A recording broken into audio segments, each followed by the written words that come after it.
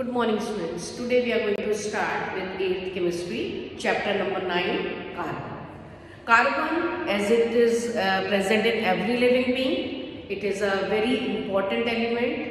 It has many uses also. The food we eat, that contains carbon. Carbon compounds are also used in medicines. The clothes we wear, that have compounds of carbon. So today we are going to start with its occurrence. Occurrence, it is found in the free state as well as in the combined state. In the free state, it is found in the form of coal, diamond and graphite. Coal, how coal is formed. When the huge forest they got buried and after millions of years we got the coal. Coal and petroleum are supposed to be the fossil fuels. The conversion of carbon compounds into carbon is called carbonization. Now we are going to start with the diamond and graphite also. Diamond, it is the crystalline form of carbon and it is supposed to be the hardest substance. Graphite is more abundant than diamond.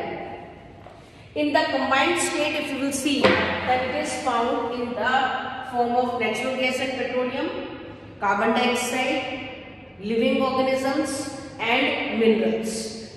In carbon dioxide, we will see that carbon dioxide in the air, it is 0.03% in the air. Percentage of carbon dioxide in the air is 0.03%, and in the living organism, plants and animals, they all have carbon compounds. Everything we eat, it is derived from plants and animals that contain the carbon compounds.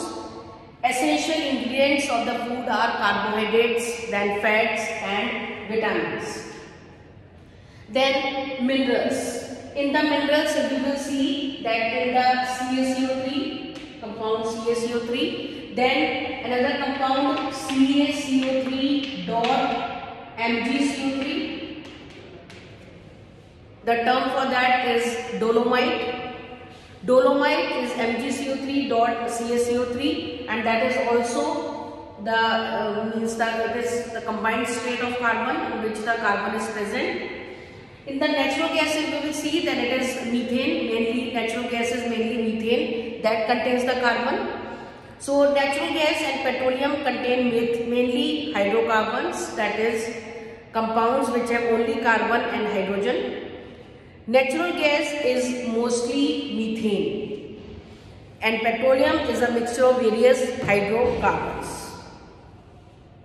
Then one table is given in your book in which some inorganic and organic compounds are given. Inorganic compounds are carbon monoxide, then carbon dioxide, sodium carbonate, sodium hydrogen carbonate, calcium carbonate, dolomite. Just now I told you the formula of dolomite, that is MgCO3 dot CaCO3. Then in the organic compounds, methane, butane, they are given. So you have to, this is your homework today, that you will learn all the formulas which is given in your table. After that, two types of carbon compounds are there. One is organic and another one is inorganic. Organic and inorganic. Organic and inorganic. All carbon containing compounds except carbon monoxide, carbon dioxide, carbonates and hydrogen carbonates are called organic compounds, and all non-carbon compounds along with carbon monoxide, carbon dioxide, carbonates and hydrogen carbonates are called the inorganic compounds. After that, we are coming on to another topic, that is allotropy. And before that, we will see that what is the crystalline form and what is the amorphous form. Crystalline form means when it is in the form of crystals, and the powdered form is called the amorphous form. So there is some difference in the structure of the crystalline solids and in the amorphous solids. So if we will see the difference, then the crystalline solids, we will find that all the crystalline solid, the particles are arranged in an organized manner. But in the amorphous form, we will find that all the particles, they are not arranged in a regular manner. This is the difference.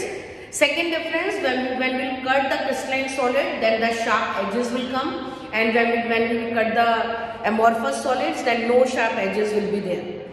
So we'll get the curved faces. So this is the difference between the crystalline and the amorphous solid. Now, what is allotropy?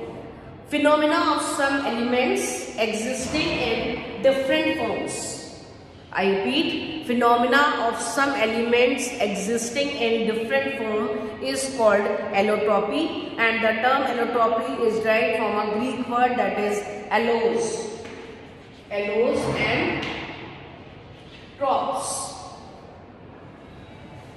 So from these words, this allotropy word has been taken. And this is what is allotropy. The phenomena of some elements existing in different forms is called allotropy. So different forms of an element are known as allotropes or allotropic modifications. Carbon, oxygen, phosphorus and sulfur are some common elements that show allotropy. Diamond, graphites, these are also the allotropic forms of the carbon. So in our next video, you will find the allotropic forms of carbon. So your homework today, that you will learn the table in which the organic and inorganic formulas are given of the different substances that you will learn, and you will go through up to the allotropy. Okay children, till then, goodbye.